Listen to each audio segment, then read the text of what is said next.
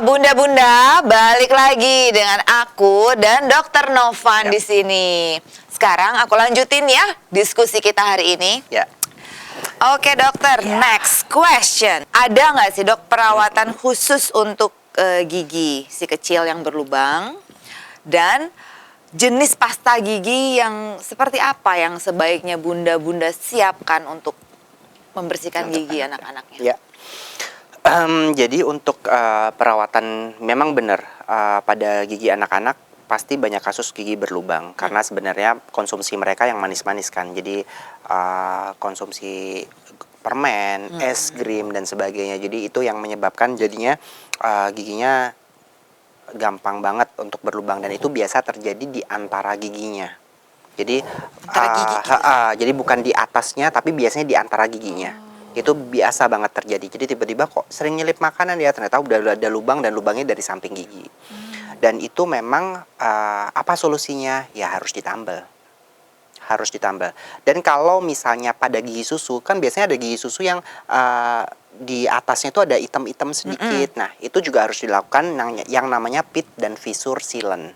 Jadi sealant aja. Sealant tuh diambil hitam-hitamnya, kemudian dikasih bahan pelapis warna gigi. Jadi sebagai preventif aja supaya lubangnya nggak makin dalam. Gitu. Kalaupun udah ada lubang dari samping, ya memang harus ditambal. Gitu. Nggak ngilu dok itu apa yang barusan apa?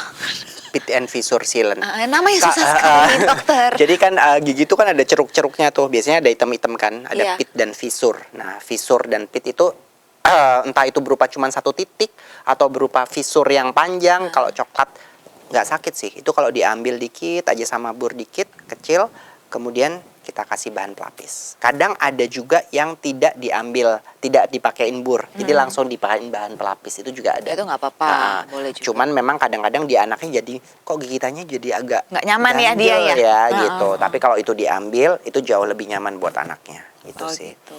Kalau pasta gigi, sebenarnya gini, di luaran banyak banget yang menyediakan pasta gigi dengan berbagai macam rasa.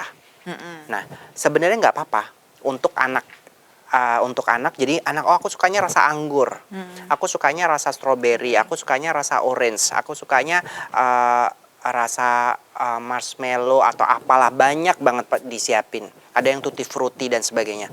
Jadi apa yang anak suka beli aja, tapi lihat kandungannya, harus ada fluoride-nya, jangan cuman kandungan gula dan sebagainya, itu kan lebih bahaya ya. Pasta gigi anak-anak tuh mengandung gula?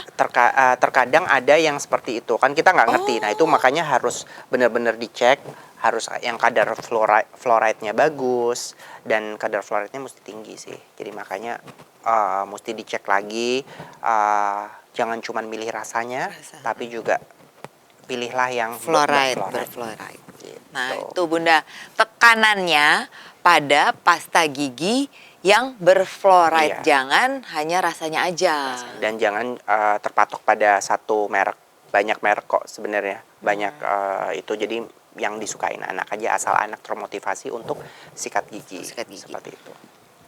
Nah kalau ini dok, kalau orang dewasa kan dental floss ya, solusi terbaiknya kalau ada yang nyangkut-nyangkut gitu. Nah untuk anak-anak boleh dok pakai dental floss? Jadi gini, pada gigi anak-anak kita lihat dulu kondisinya. Apakah gigi anak-anak tersebut bercelah-celah, jadi maksudnya renggang-renggang, ataukah gigi anaknya rapat-rapat semua. Nah, dental floss bisa dipakaikan kepada si anak dengan bantuan orang tuanya. Kalaupun agak sedikit susah, biasanya bisa sih pakai tusuk gigi, tapi memang jangan sampai menekan masuk ke dalam gusinya. Jadi paling aman sebenarnya memang kalau giginya berapet, berjejal pada masa usia anak-anak, ya bantuan orang tua untuk membersihkan dengan dental floss itu tadi. Karena anak nggak mungkin mau sendiri gini, udah pasti susah gitu. Orang dewasa aja belum tentu mau. Itu ya. Selihai itu kecuali anak ajaib ya. Dari lahir bakatnya dokter gigi. Nggak mungkin ya. Kecuali kalau giginya renggang-renggang, biasanya pemakaian dental floss ya memang nggak bisa dipakai karena kan renggang, nggak bisa juga kan. Jadi biasanya sih sikat gigi aja yang bersih. Tapi dental floss sih nggak perlu sih. Nggak perlu ya. Kalau untuk gigi yang renggang-renggang. Oke. Gitu. Nah, next questionnya nih dok, anak kecil tuh diperbolehkan atau tidak pakai obat kumur? Oke. Terus sejak kecil anak-anak tuh kalau kontrol nih ke dokter, rentang waktunya sebaiknya berapa lama sekali gitu orang tua yang dibawa sama bundanya nih ke dokter? Oke, jadi untuk pemakaian obat kumur, kalau yang ada di luaran, kalau saya pikir sih nggak perlu sih. Dan anak-anak juga sekarang kan kumur-kumurnya juga kita belum tahu kan, anak-anak kumur terus tiba-tiba ditelan, kan nggak lucu. Makanya sekarang, jadi kalau saya bilang untuk anak-anak sih saya nggak perlu. Nambah masalah. Iya, nambah masalah. Kita mau nyelesain masalah, ada Iya, masalah Pak. baru. Jadi kalau saya bilang sih tidak perlu untuk obat kumur. Cukup dengan ya kumur-kumur air biasa aja. Kalau memang mau steril, ambil air mineral water aja, air matang, sikat gigi pakai sikat gigi dulu, terus pakai mineral water. Cukup sih sebenarnya, tidak perlu dengan pemakaian obat kumur, gitu. Kalaupun gusinya radang, ya mesti datang ke dokter gigi, dicari penyebabnya apa. Karena karang gigi pada anak-anak tidak sebanyak pada orang dewasa. Jadi pasti ada penyelesaiannya. Dan biasanya pada anak-anak pun kita juga tidak melakukan scaling. Tidak melakukan scaling secara langsung, biasanya kita brush aja. Karena dengan melakukan scaling malah lapisannya akan merusak lapisannya. Karena pada gigi anak-anak beda dengan orang dewasa. Nah, jadi scaler itu jadinya bisa mengikis jaringan si gigi anak. Karena memang karena tidak dianjurkan sih, malah jadi sensitif untuk si anak. Gitu. Jadi kalau saya bilang sih untuk anak-anak disikat aja cukup, datang ke dokter gigi, disikat, dicari apa penyebabnya, seperti itu. Untuk pembersihan itu saja sih cukup sebenarnya. Tapi untuk obat kumur saya enggak. Kalau rentan waktu biasanya datang ke dokter gigi untuk anak-anak biasanya 3 sampai 4 bulan sekali. Karena kita akan observasi gini, pertumbuhan gigi anak tuh kan bervariasi. Kita nggak bisa memastikan bahwa memang oh ini umur segini ini udah pasti numbuh, gigi ini pasti numbuh, beda-beda tiap orang. Jadi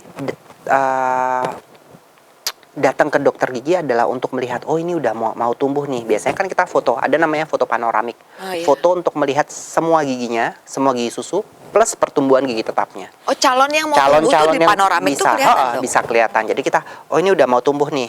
Datang ya 3 bulan lagi kita observasi, kalau enggak nanti dia tumbuhnya miring gitu.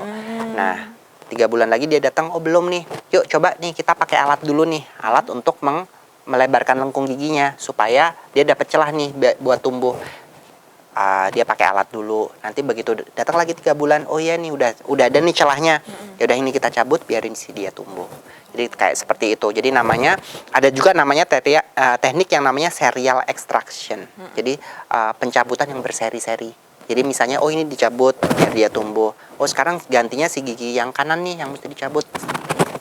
Jadi ada yang seperti itu. Jadi pentingnya datang tiap 3 sampai 4 bulan sekali, bukan cuma ngecek ada atau enggak lubang, ada atau enggak karang gigi, tapi untuk melihat pertumbuhan gigi tetapnya udah sampai mana nih, sehingga bisa menghindari yang namanya terjadinya crowding, gigi berantakan, bisa menghindari yang terjadinya yang tadi gingsul, bisa menghindari terjadi yang namanya giginya tonggos atau camah. Karena memang dari kecil kalau anaknya punya kebiasaan ngedot, kebiasaan gigit-gigit bibir, gitu ya? itu rahangnya juga pasti akan berpengaruh. Dan kita akan kasih tahu kepada si anak bahwa memang jangan seperti itu. Mendingan kebiasaannya dirubah. Nanti kita ajarin biasanya. Nanti misalnya dia punya kebiasaan ini dan udah kelihatan bahwa memang atasnya kok jadi lebih maju, kita rubah bibir bawahnya yang digigit ke gigi di antara giginya. Jadi biar si rahangnya nggak makin maju ke depan. Oh gitu. Jadi itu observasi seperti itu yang memang harus ibu dan bunda lakukan datang ke dokter gigi. Gitu. 3 sampai 4 bulan sekali. Gitu ya Bun. Untuk anak-anak. Oke dokter, last but not least, tolong dong kasih ke bunda-bunda di rumah tips keseluruhan untuk bunda-bunda membantu merawat gigi si kecil. Karena kan nggak dari anak-anak kalau masih usia, ini kita bahas 0 sampai 7 tahun ya. Sampai dengan mereka bisa merawat diri sendiri. Nah sebelum usia itu bunda-bunda nih bisa melakukan apa untuk bantu anaknya?